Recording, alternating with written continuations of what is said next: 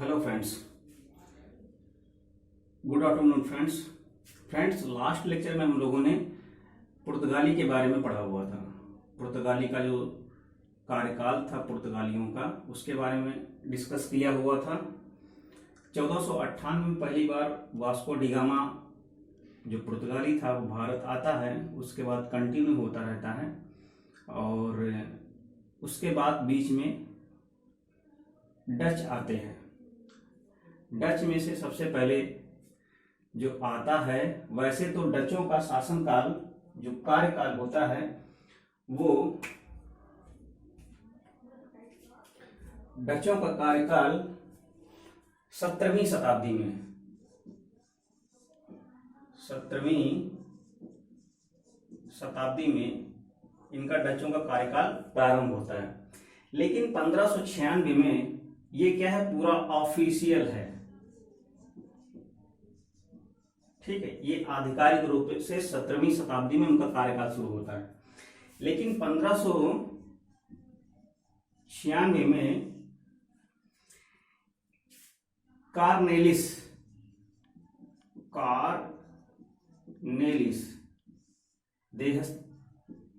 देहस्तान, ठीक, ये क्या होता है, डच यात्री होता है। और सबसे पहले डच आए कहां थे, ये तो कहने का मतलब ये है, ये सबसे पहले आया, इसको याद रखना। ठीक, ये सबसे पहले आने वाला डच यात्री था भारत में प्रवेश करने वाला। और जो ये आधिकारिक रूप से जो ऑफिशियल जो स्टेटमेंट है, जो जिसमें ऑफिशियली रूप से लिखा हुआ है किस शताब्दी में आए, 17वीं शताब्दी में ये जो है डच आए हुए थे। ठीक, डच कहां से आए थे? डच हॉलैंड, ये पूर्व नाम है, वर्तमान नाम नीदरलैंड है। कहां से आए थे? नीदरलैंड से आए थे। ठीक, नीदरलैंड से आए थे और नीदरलैंड की जो राजधानी है एम्स्टर्डम है, एम्स्टर्डम।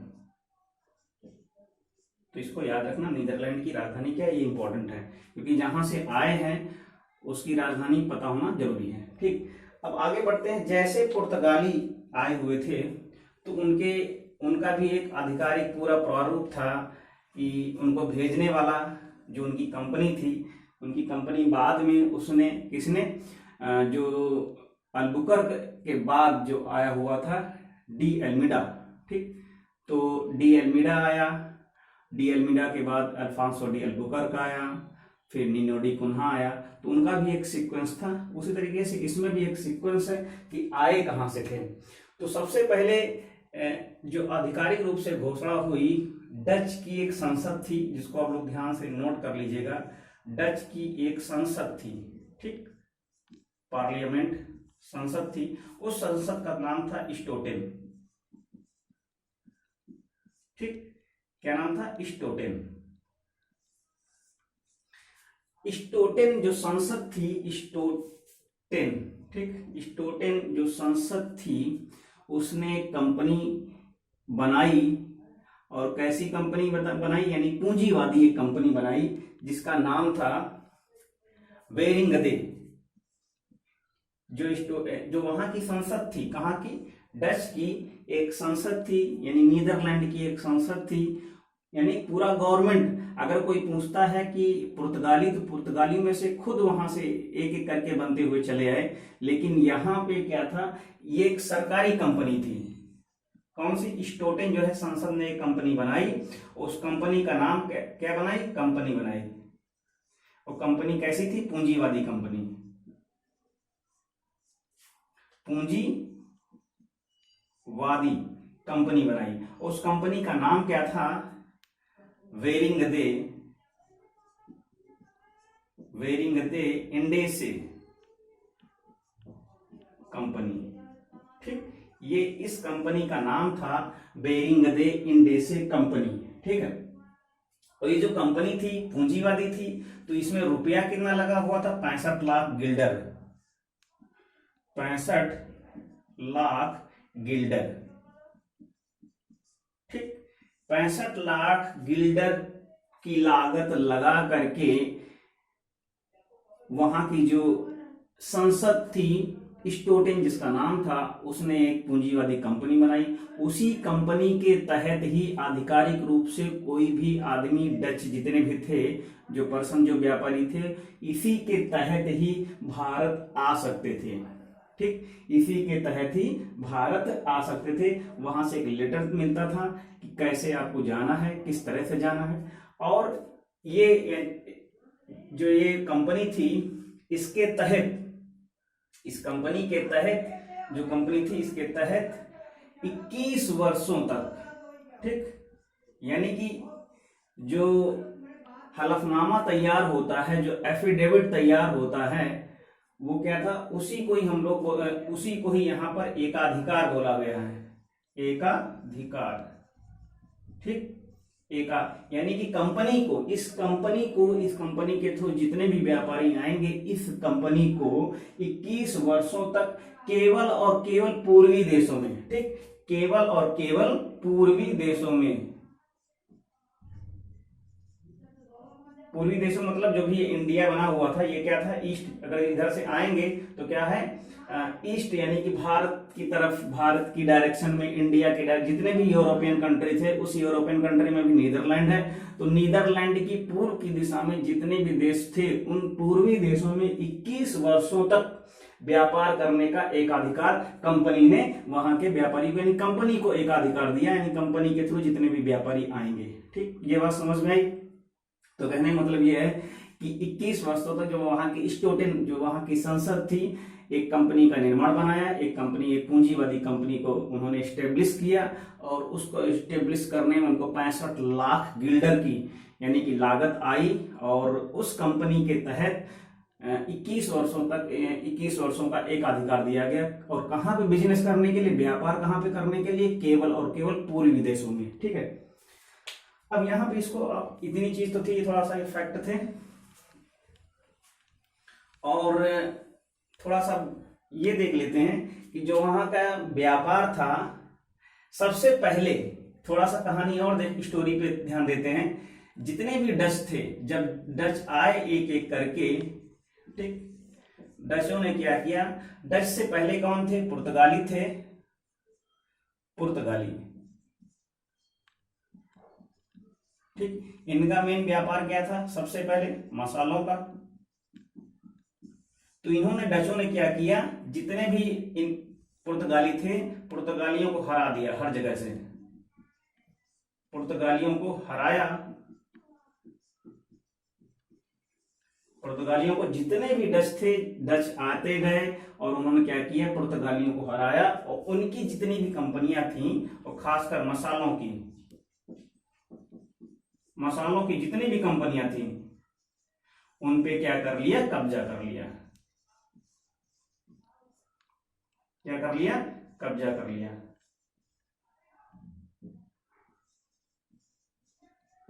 ठीक, कब्जा कर लिया। एक चीज थोड़ा सा यहाँ पे ध्यान देने वाली है बात, ये जो व्यापार है, जो मसालों का निर्यात करते थे, वो कहाँ से लाते थे मसाले, वो कहाँ पे, इंडोनेशिया वगैरह में भी क्या करते थे, मसालों का निर्यात करते थे।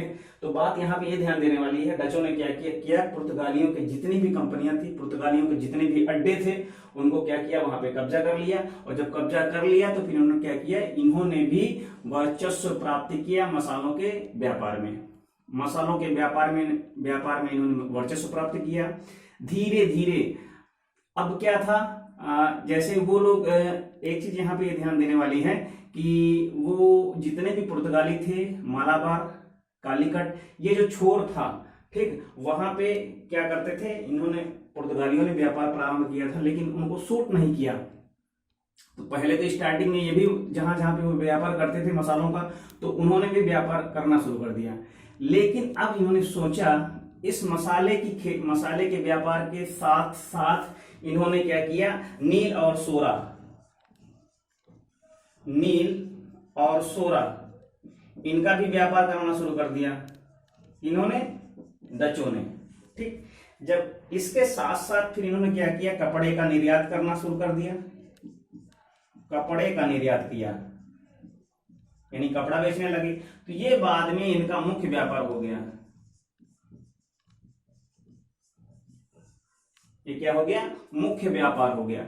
अब जब मुख्य व्यापार हो गया तो फिर इन्होंने क्या किया, अब अपना मालाबार जो तट था, मालाबार तट से व्यापार ना करके इन्होंने कोरोमंडल तट से व्यापार करना शुरू कर दिया।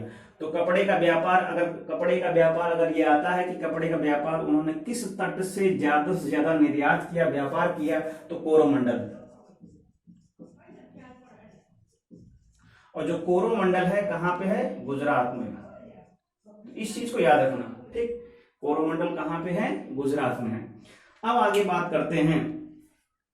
और ये जो स्टार्टिंग में जो मैंने बताया है, वो जो कंपनी का निर्माण होता है, जो इनकी कंपनी होती है, कंपनी का निर्माण 1602 में होता है, ठीक। क्या होता है? 1602 में कंपनी का निर्माण किया जाता है। जो वहां की स्टोटेन जो संसद होती है, कहाँ की? नीदरलैंड की, वो क्या करती? 1602 में पूंजीवादी कंपनी वेरिंग द इंडसे कंपनी जो होती है, उसको 65 लाख गिल्डर की लागत से 1602 ईस्वी में क्या करती है? उसको स्थापित करती है, ठीक। इस चीज को याद रखना।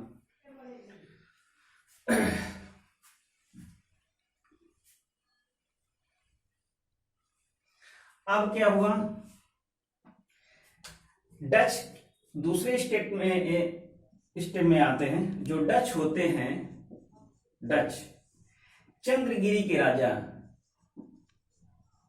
ये चंद्रगिरी कहां पे है? मद्रास में है, ठीक। चंद्रगिरी के राजा से,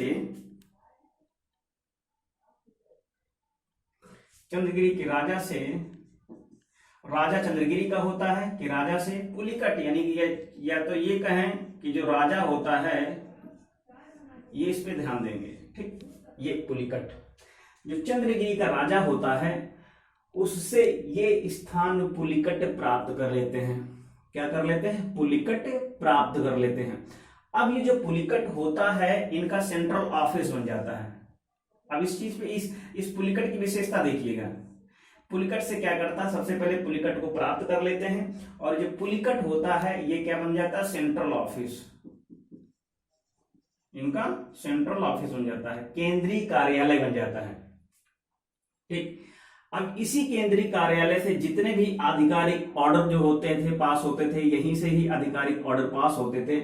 और एक चीज थी, यहां से एक सिक्का है, जो डच होते थे, एक सिक्के की ढलाई करते थे, और उस सिक्के का नाम क्या था? पैगोडा, ठीक। एक सिक्का था, उस सिक्के का नाम क्या था? पैगोडा, ठीक। इस पैगोडे सिक्के की ढलाई करते थे, ठीक है।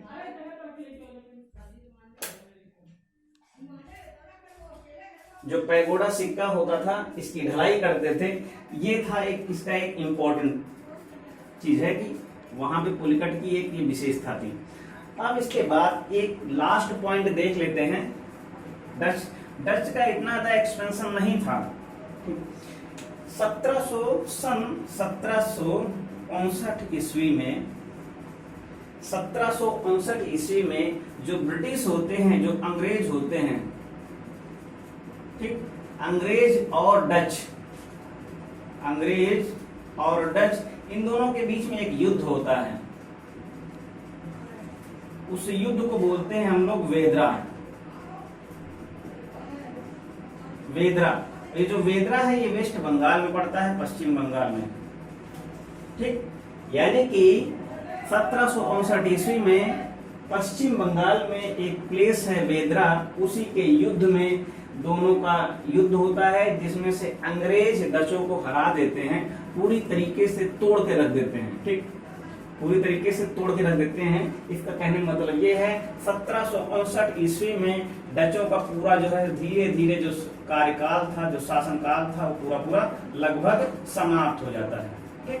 क्या होता है? लगभग समाप्त हो जाता है 1759 ईस्वी में। ये थी इनकी कहानी। अब क्या करते हैं, कुछ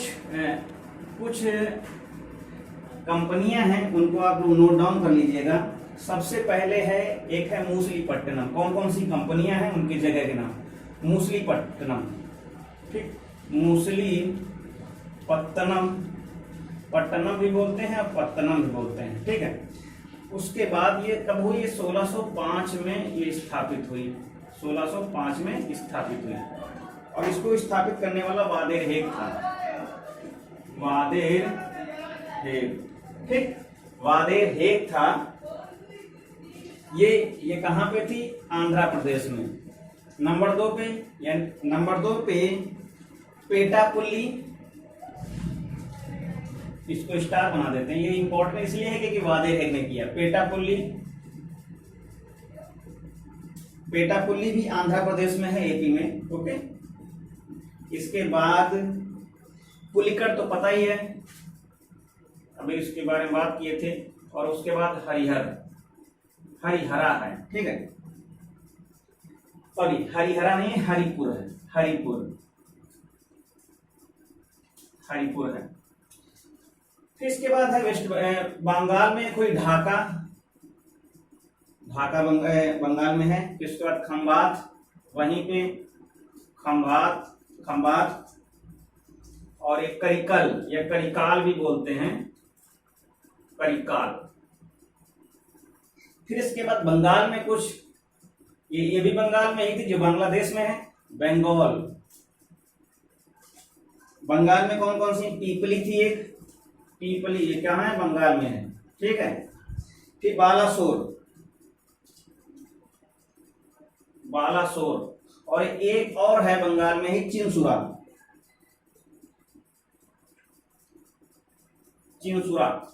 और एक लास्ट है कासिम बाजार, पटना में, कासिम बाजार, ये कहाँ पे? पटना में। और पटना कहाँ है? बिहार में, ठीक। इतनी कंपनियां थी, इनको मैं फिर से एक बार आपको रिकॉल कर देता हूं। मूसलीपट्टनम आंध्र प्रदेश में है, 1605 में स्टेब्लिश की हुई थी, वादेर हेग ने की हुई थी।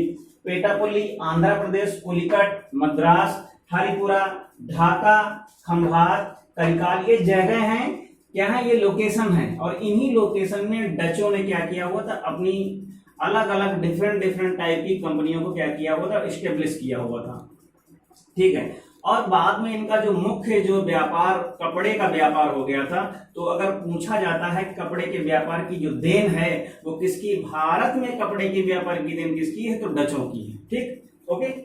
बंगाल में पीपली, बालासोर हो गया। चिंसुरा, जो चिंसुरा था ये बंगाल का मेन मुख्य केंद्र था, ठीक। जो चिंसुरा बंगाल में डचों का मुख्य केंद्र था कपड़ा के व्यापार में। फिर कासिम बाजार पटना में, ठीक।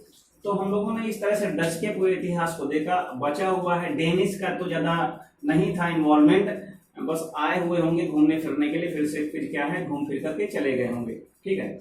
और फिर इसके बाद हम लोग क्या करेंगे? ब्रिटिश का पढ़ेंगे। ब्रिटिश का पढ़ने के बाद हम लोग उत्तर मुगल जो शासन है, उत्तर मुगल जितने भी शासक हैं उनको हम लोग पढ़ेंगे, ठीक है, देखेंगे। और इसको आप लोग एक बार देख लीजिएगा, फिर से नोट डाउन कर लीजिएगा जितने भी फैक्चुअल चीजें हैं। और कॉन्सेप्चुअल तो मैंने उनको बता ही दी है, और फैक्ट भी एक एक करके मैंने लिख दिए हुए हैं। तो आप लोग वीडियोस को लाइक कर दीजिएगा, शेयर कर दीजिएगा। कहीं भी किसी भी पॉइंट में कोई डाउट हो तो कमेंट बॉक्स में आप लोग जरूर लिखिएगा। तो मिलते हैं नेक्स्ट लेक्चर में। Okay, thank you, take care.